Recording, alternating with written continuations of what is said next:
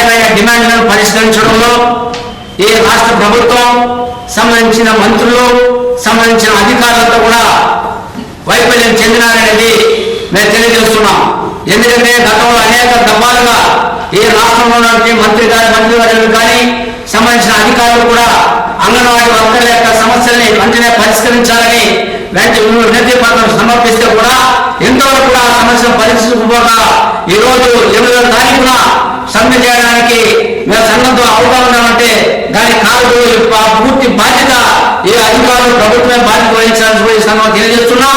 Anganwadi workers ఏర్పాటు చేస్తున్నటువంటి నిర్వహణ సమ్మెకు ఈ జిల్లాలో ఏర్పించి నాయకత్వం అగ్రభాగంలో వారికి సంపూర్ణ మద్దతు తెలియజేస్తున్నాం కూడా మేము తెలియజేస్తున్నాం. లేకపోతే వెంటనే ఇప్పటికైనా ప్రభుత్వం దిగువచ్చి సమస్యలను పరిష్కరించకపోతే ఈ యొక్క సమ్మెను ఉధృతం చేస్తామని కూడా ఏర్పించిగా ప్రభుత్వాన్ని హెచ్చరిస్తున్నాం. సమ్మెను ఏర్పాటు చేయండి. 8వ తేదీ సమ్మెను అంగన్వాడీ 8వ తేదీ జరుగుతున్న అంగన్వాడీ వర్కర్ల సమ్మెను ఏర్పాటు చేయండి. 8వ తేదీ జరుగుతున్న సమ్మెను అంగన్వాడీ వర్కర్ల సమ్మెను 8వ తేదీ జరుగుతున్న అంగన్వాడీ సమ్మెను రాష్ట్ర వ్యాప్తంగా జరుగుతున్న అంగన్వాడీ సమ్మెను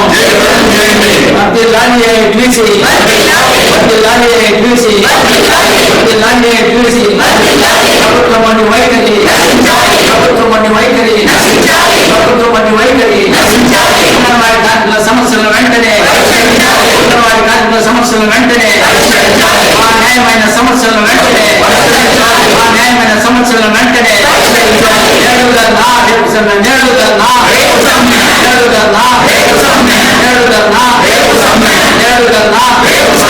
అంగన్వాడీ వర్కర్ల ఐక్యత 8వ తేదీ జరుగుతున్న నిర్వహణ సమ్మెను ఈరోజు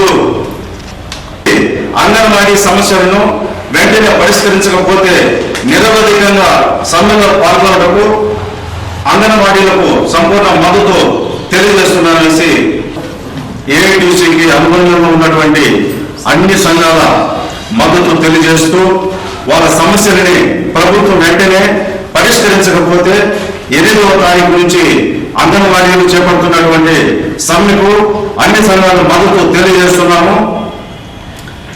వెంటనే ప్రభుత్వం స్పందించి వాళ్ళ సమస్యలను పరిష్కరించకపోతే మేము నిరవధిక సమ్మెలో పాల్గొనటకు వెనుకాడబోమనేసి ఏఐటీసీగా హెచ్చరిస్తున్నాం. ముఖ్య ఉద్దేశం ఏమనగా ఈ 8వ తేదీ జరిగే అంగన్వాడీ వర్కర్లు హెల్పర్లు ధర్నా సమ్మె కార్యక్రమంలో పాల్గొంటూ కాను అన్ని సంఘాలతో మీటింగ్ వేయడం జరిగింది.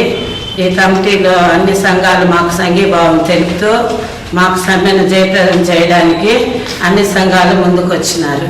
Thank you.